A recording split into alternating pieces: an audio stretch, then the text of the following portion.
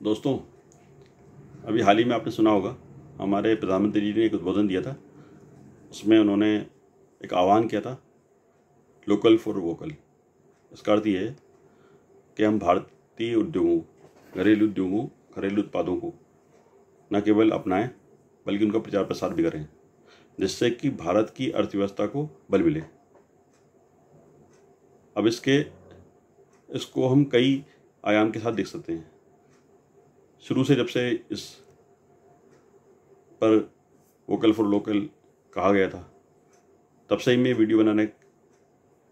की सोच रहा था, परंतु इस कारण से, क्योंकि भावनात्मक मुद्दा है, इसको अलग परिप्रेक्ष्य में न देखा जाए,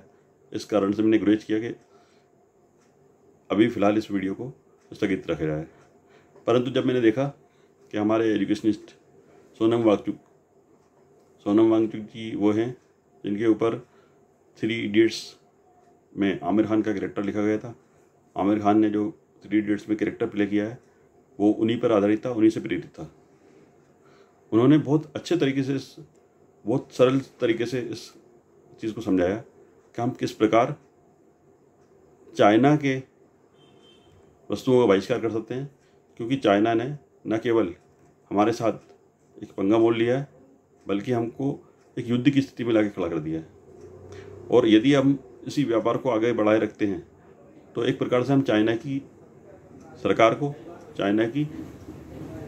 आर्मी को, चाइना की सेना को सपोर्ट कर रहे हैं, जो कि कोई भी भारतीय नहीं चाहेगा।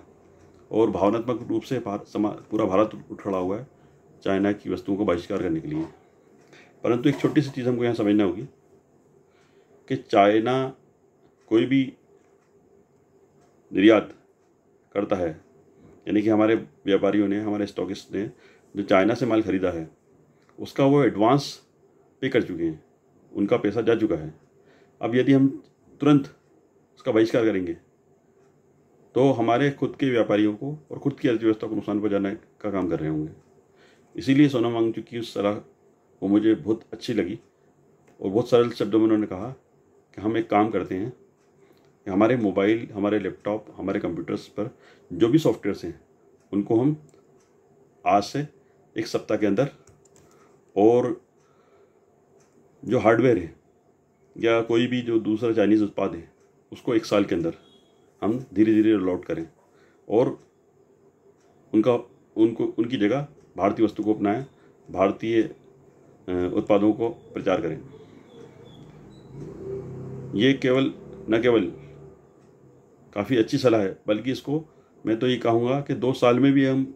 तार्किक परिणति तक ला पाते हैं तो ये हमारे लिए एक बहुत बड़ी उपलब्धि होगी। उसका कारण क्या है कि चाइना के साथ हमारा व्यापार घाटा काफ़ी बड़ा है। अब कितना बड़ा है ये समझ सकते हैं अगर फिगर्स के रूप में अगर हम देखें।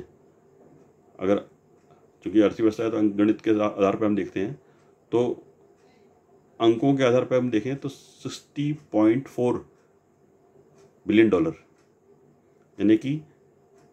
604 करोड़ डॉलर। और जो भारत निर्यात करता है चाइना को, उसका मूल्य आता है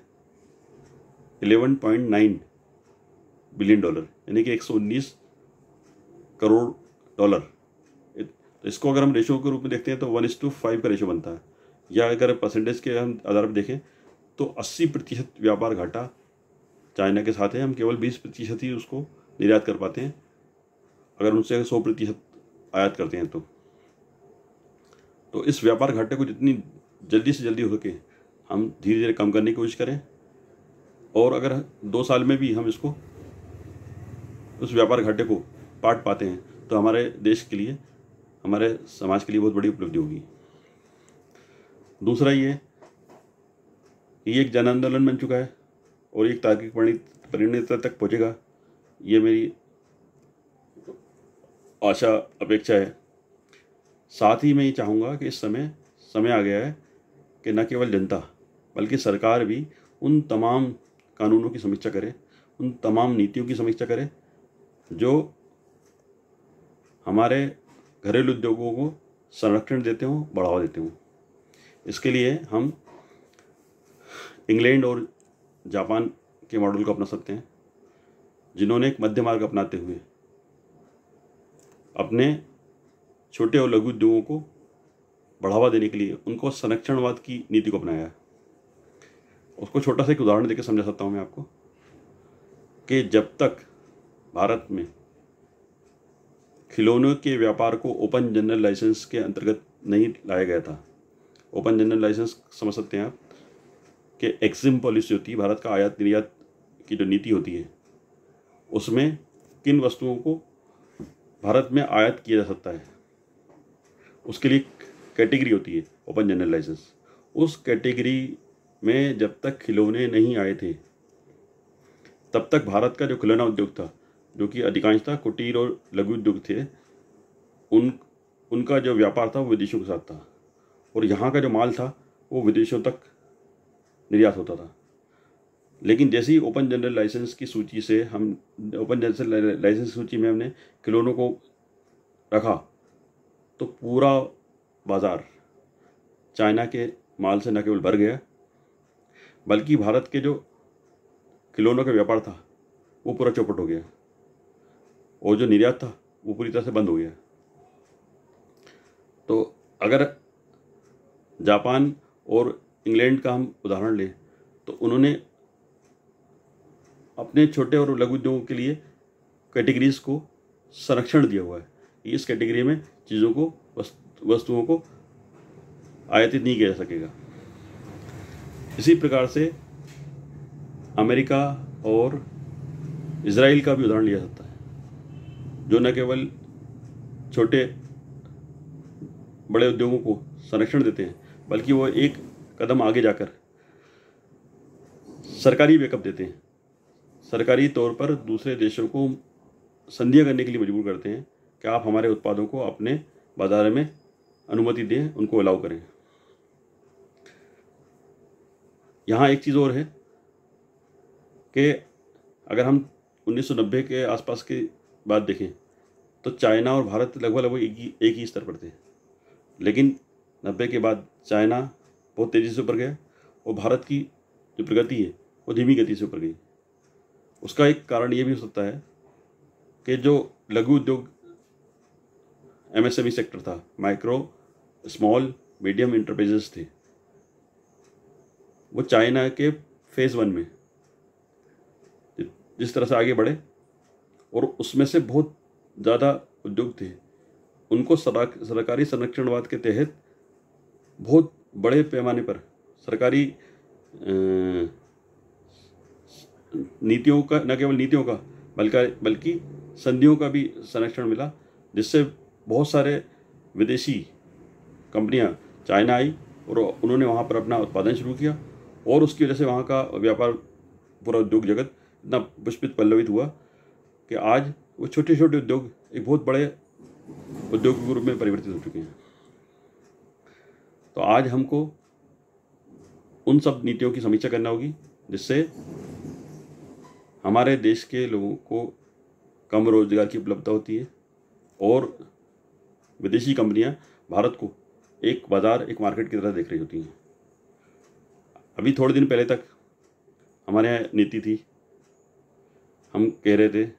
मेक इन इंडिया। अब वैश्विक अर्थव्यवस्था है तो हम पूरी तरह से संरक्षणवाद की तरफ भी नहीं रह सकते और पूरी तरह से वैश्विक नीतियों को भी नहीं अपनाना चाहिए, क्योंकि उससे हमें घरेलू उद्योगों को नुकसान होता है। तो हमें एक बीच का मध्य मार्ग अपनाना पड़ेगा। उस मध्य मार्ग के तहत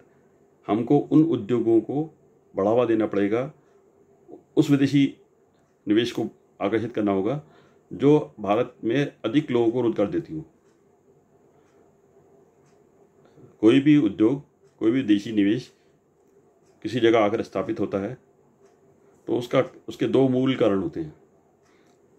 एक कारण तो यह है कि वो हमारे पूरे देश को एक बाजार के रूप में देख रहे हैं,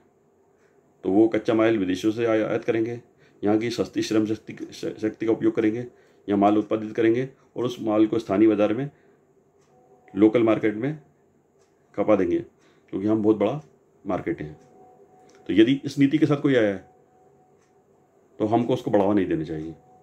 परंतु इसके उलट एक दूसरी नीति है जिसमें कच्चा माल भारत को उपयोग किया जाता है, जिसमें भारत की सस्ती श्रम शक्ति का उपयोग किया जाता है और वो यहाँ माल उत्पादित होता है जो स्थानीय मार्केट में कम और विदेशों में अधिक निर्यात हो रहा होता है और ज़्यादा लोगों को रोज़गार दे रहा होता है। तो हमको उन नीतियों की तरफ जाना पड़ेगा जहाँ हम आने वाले समय में जो आने वाली चुनौतियाँ हैं कोविड-19 के बाद की, जब अर्थव्यवस्था में, पूरी वैश्विक अर्थव्यवस्था में स्लो डाउन आएगा, उसका लाभ हम उठा पाएँ। तो उस प्रकार की नीतियों को हमें बढ़ावा देना पड़ेगा और दोबारा समीक्षा करना पड़ेगी कि हमको किस प्रकार की नीतियाँ आगे लेकर जाएं, जिससे कि न केवल हम ऐसे क्षेत्र में विदेशी निवेश को आकर्षित करें जहां लोगों को अधिक रोजगार मिलता हो, बल्कि हमारे घरेलू उद्योग भी इस प्रकार स्केल अप हों, इस प्रकार आगे बढ़ें कि वो एक बड़े उद्योगों के रूप में, बड़े शक्ति के रूप में पूरे विश्व को अपना परिचय करा सकें, पूरे विश्व में हम अपना माल को पहुंचा सकें। क्योंकि आज अगर हम पूरे विश्व के आधार पर हम अपने आप को देखते हैं तो केवल 1% के आसपास पूरे विश्व व्यापार का हिस्सा भारत का है। यानी कि हम पूरी तरह से डोमेस्टिक कंजप्शन इकोनॉमी है, यानी कि हमारा जो भी माल बनता है वो भारत में ही उसकी खपत होती है। हम विदेशों को बहुत कम चीज़ें निर्यात कर पाते हैं। तो हमको दोनों को मिलकर, जनता को भावनात्मक रूप से उन चीज़ों के साथ जुड़ना पड़ेगा जो लोकल फॉर वोकल हो, और सरकार को उन नीतियों की समीक्षा करना पड़ेगी जिससे अधिक से अधिक लोगों को रोजगार देने वाले उद्योग, विदेशी निवेश भारत आए और अपने उद्योग स्थापित करें और भारत की अर्थव्यवस्था को आगे लेकर जाएं। आज के लिए इतना ही। धन्यवाद।